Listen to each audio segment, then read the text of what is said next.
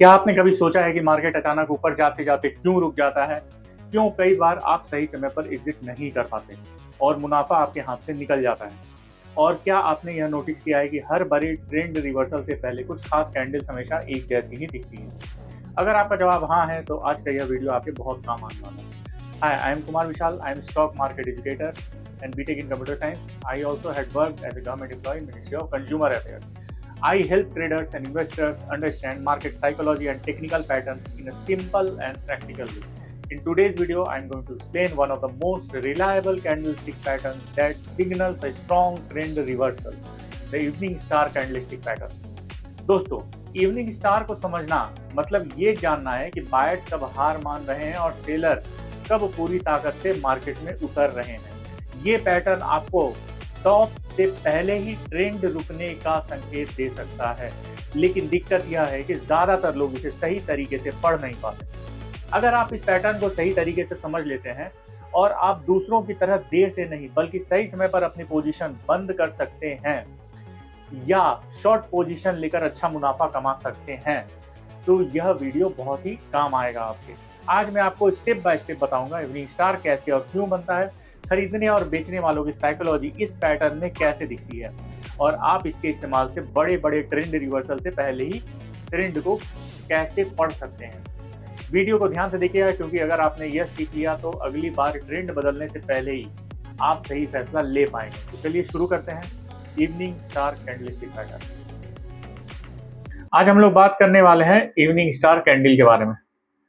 तो दोस्तों, evening star एक ऐसा कैंडल है जो मॉर्निंग स्टार का काउंटर पार्ट समझा जाता है। जैसे ही मॉर्निंग स्टार में हम लोगों ने बात करी थी, मार्केट डाउन ट्रेंड से रिवर्सल लेके अप ट्रेंड की ओर जाता है, उसी तरीके से काउंटर पार्ट होने के चलते इवनिंग स्टार में अप ट्रेंड से रिवर्सल लेके डाउन ट्रेंड की तरफ मार्केट मूव ऑन करता है। तो चलिए इस कैंडल के बनने, इस पूरे पैटर्न के बनने के फॉर्मेशन के बारे में हम लोग समझेंगे। ये 3 कैंडलस्टिक का एक पैटर्न है।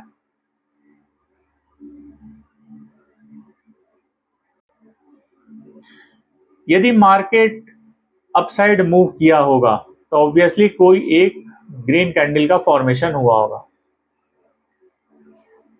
देन इसके बाद मार्केट गैप अप खुलता है। यहां पर गैप अप खुलना ये बताता है कि मार्केट काफी स्ट्रॉन्ग है, मार्केट ट्रेंडिंग में काफी स्ट्रॉन्ग है, बुल ट्रेंड में काफी स्ट्रॉन्ग है मार्केट। गैप अप खुलना बुल को स्ट्रॉन्ग बताता है। सेकंड सिनेरियो में क्या होता है? सेकंड सिनेरियो में बॉडी का छोटा बनना, रियल बॉडी का छोटा बनना। मार्केट गैप अप खुलने के बाद भी रियल बॉडी का छोटा बनना, ये एक सिग्निफिकेशन है कि मार्केट में, ट्रेंडिंग मार्केट में बुल को कमजोर किया जा चुका है। बुल को एक अच्छा चेक मिला है बियर के द्वारा। तो सेकंड सिनेरियो में हमें लगता है बियर अपना बुल का मार्च रोककर बियर एक अच्छा ग्राउंड तैयार करने में सक्षम रहे हैं ट्रेंड रिवर्सल का। तो बियर का यहाँ पर ग्राउंड तैयार होता है सेकंड वाले कैंडल पर, और क्योंकि सेकंड वाले कैंडल का रियल बॉडी बहुत ही छोटा होता है, तो यह स्पिनिंग का भी फॉर्मेशन ले सकता है या डोजी का भी फॉर्मेशन ले सकता है। ये दोनों कैंडल का फॉर्मेशन ले सकता है। ऑब्वियसली सेकंड कैंडल के कलर के बारे में हम लोग बात नहीं करेंगे, क्योंकि यह स्पिनिंग और डोजी दोनों का फॉर्मेशन ले सकता है। तो जब सेकंड बॉडी के कलर के बारे में हम लोग बात नहीं करते हैं, तो ऑब्वियसली हम लोग कंफर्मेशन का वेट करेंगे थर्ड पार्ट में। यही थर्ड पार्ट होता है इस स्पिनिंग या डोजी का कंफर्मेशन।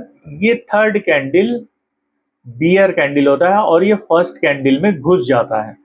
ये या तो पियर्सिंग का फॉर्मेशन ले ले या तो इनगल्फिंग का फॉर्मेशन ले ले।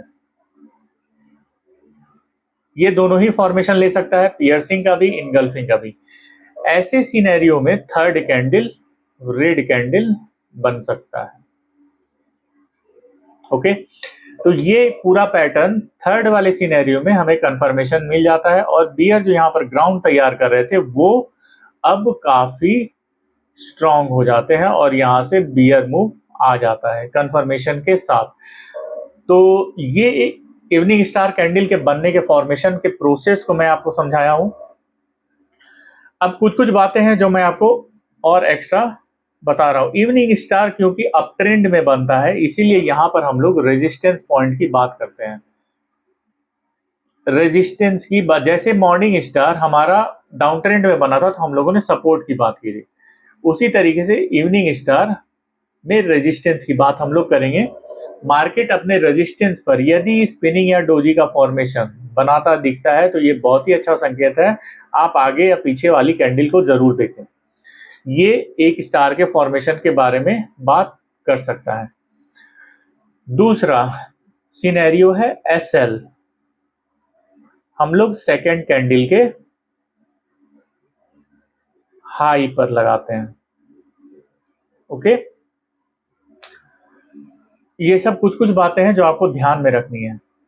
जैसे मॉर्निंग स्टार में एक लिमिटेशन या डिमेरिट कहूं मैं वो थी, उसी तरीके से इवनिंग स्टार में भी एक लिमिटेशन या डिमेरिट है।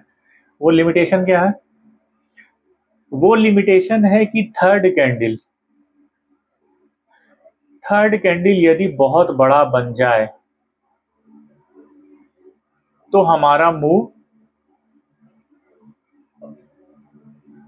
के लिए एसएल बड़ा हो जाता है। ये बात ध्यान रहे। हम लोगों ने मॉर्निंग स्टार कैंडल के बारे में बोला था कि यदि थर्ड कैंडल बड़ा होता है तो उस कंडीशन में हम लोग अपनी एंट्री नहीं बनाएंगे और हमेशा एक रिट्रेसमेंट का वेट करते हैं। बट इवनिंग स्टार कैंडल में क्या होता है, यदि थर्ड कैंडल बड़ा बने तो वैसे सिनेरियो में हम लोगों का एसएल बड़ा हो जाता है, क्योंकि बियर के पास एक स्पेशल प्रॉपर्टी होती है पैनिक लिक्विडेशन की। तो ये बात हम लोग ध्यान देंगे, बियर और बुल के काम करने में बहुत ही अंतर है। तो पैनिक लिक्विडेशन के केस में हमारा बियर मूव और स्ट्रांग होते जाता है, जबकि बुल के केस में ऐसा नहीं होता। बुल हमेशा यदि बहुत बड़ा कैंडल बना के जा चुका है तो वो एक बार अपने सपोर्ट को टेस्ट करने के लिए जरूर आएगा। यह काम बियर के साथ कभी कभी नहीं होता है। पैनिक लिक्विडेशन बियर लाता है और बहुत तेजी से मूव करता है। तो हम लोग यहाँ पर मूव बनाएंगे, लेकिन ध्यान रहे एसएल यदि बड़ा है तो आपका टारगेट भी उसी हिसाब से डिसाइड होना चाहिए। रिस्क टू रिवॉर्ड रेशियो आपका मेंटेन होना चाहिए।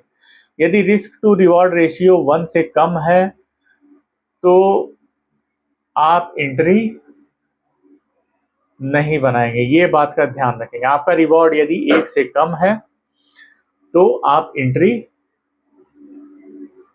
नहीं बनाएंगे,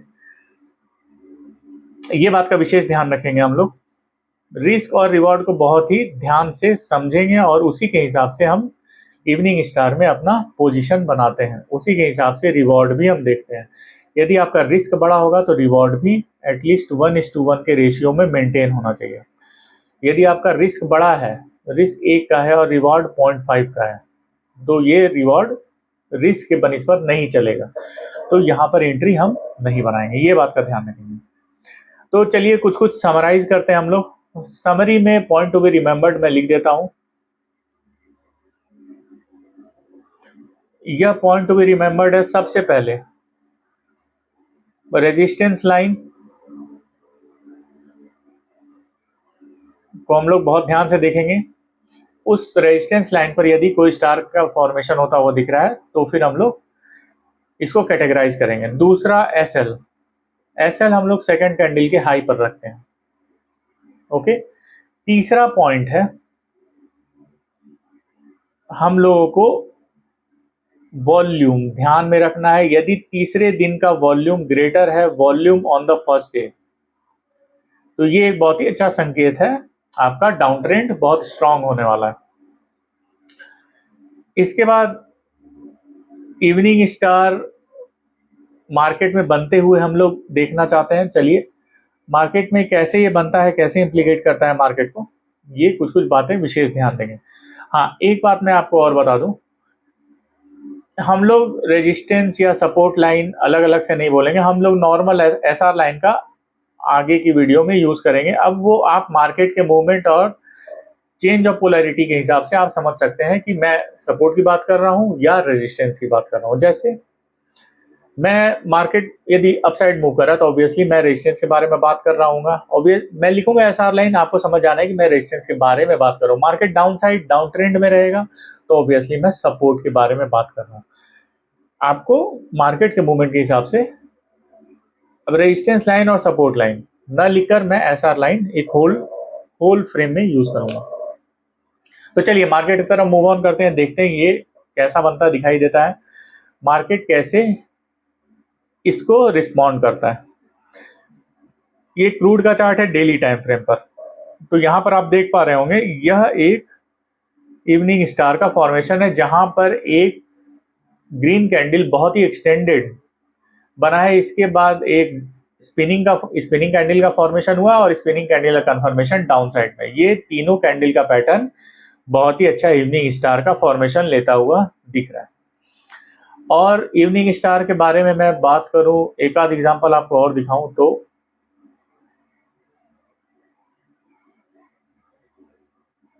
ये भी एक स्टार का ही फॉर्मेशन है। ये भी एक स्पिनिंग कैंडल का extended green candle plus spinning candle confirmation down side. तो आप भी अपने अपने चार्ट पर अलग अलग टाइम फ्रेम को यूज करके आप भी स्पिनिंग कैंडल को रेजिस्टेंस पॉइंट पर पकड़ के इवनिंग स्टार का फॉर्मेशन ढूंढ सकते हैं। तो ढूंढिएगा, अगले वीडियो में मुलाकात होती है। और यदि वीडियो पसंद आए तो लाइक शेयर सब्सक्राइब करिए और बेल आइकन को प्रेस करना मत भूलिए। तब तक के लिए धन्यवाद, खुश रहिए, आनंदित रहिए।